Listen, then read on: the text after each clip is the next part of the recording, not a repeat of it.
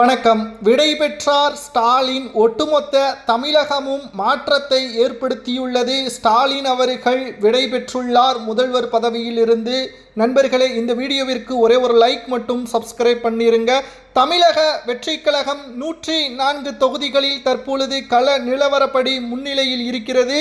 தேர்தல் ஆணையம் வெளியிட்டுள்ள அறிவிப்பை வைத்துதான் நாம் பார்க்கிறோம். எந்த ஒரு ஊடகத்தை வைத்தும் இந்த பதிவுகள் கிடையாது. ஏனென்றால் திமுகவின் கைக்கூலியாகத்தான் பல ஊடகங்கள் இருக்கிறது. மேலும் தமிழக வெற்றிக் கழகம் 104 தொகுதிகளில் முன்னிலையிலும், அதிமுக 64 தொகுதிகளிலும், திமுக போட்டியிட்ட தொகுதிகள் 45 தொகுதிகளில் மட்டும்தான் முன்னிலையில் இருக்கிறது, கூட்டணிகளை சேர்க்காமல். திமுக கதை முடிந்துவிட்டது. தமிழக முதல்வராக ஸ்டாலின் விடைபெறக்கூடிய தருணம் வந்துவிட்டது. மேலும்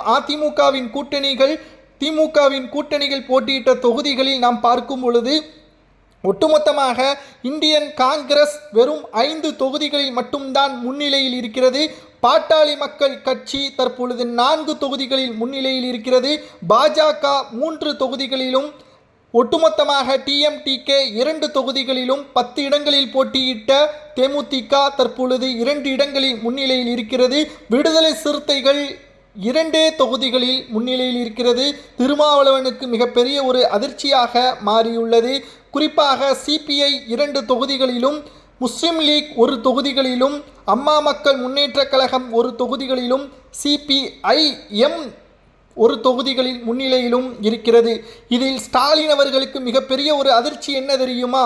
கொளத்தூர் தொகுதியிலேயே தற்பொழுது ஸ்டாலின் அவர்கள் மிகப்பெரிய அளவில் பின்னடைவை சந்தித்துள்ளார். சேப்பாக்கம் தொகுதிகளிலும் 5வது சுற்றில் உதயநிதி அவர்கள் வெறும் 400 வாக்குகளில் தான் முன்னிலையில் இருக்கிறார். இது மிகப்பெரிய ஒரு தோல்வியே தரக்கூடிய வகையில் விஜய் அவர்களது வருகை மாற்றத்தை கொண்டு வந்துவிட்டது. தமிழகம் முழுவதும் தற்பொழுது 2வது இடத்தில் அதிமுக, முதல் இடத்தில் விஜய், 3வது இடத்தில் ஸ்டாலின். பல தொகுதிகளை திமுக தோல்வியே பெற்றுள்ளது. குறிப்பாக அதிமுகவும் வெற்றி வாய்ப்பை நெருங்கக்கூடிய வகையிலும், விஜய் அவர்களது வெற்றி வாய்ப்பு நெருங்கக்கூடிய வகையிலும் 4வது சுற்று முடிவில், 5வது சுற்று தொடக்கத்தில் முன்னிலையிலும் இருக்கிறது.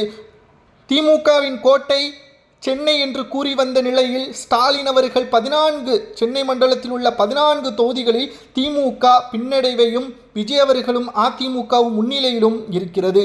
கிட்டத்தட்ட ஸ்டாலின் அவர்கள் விடைபெறுகிறார் தமிழ்நாட்டை விட்டு முதல்வர் பதவியில் இருந்து என்ற தகவல் தற்பொழுது நேரடியாகவே தெரிய வருகிறது.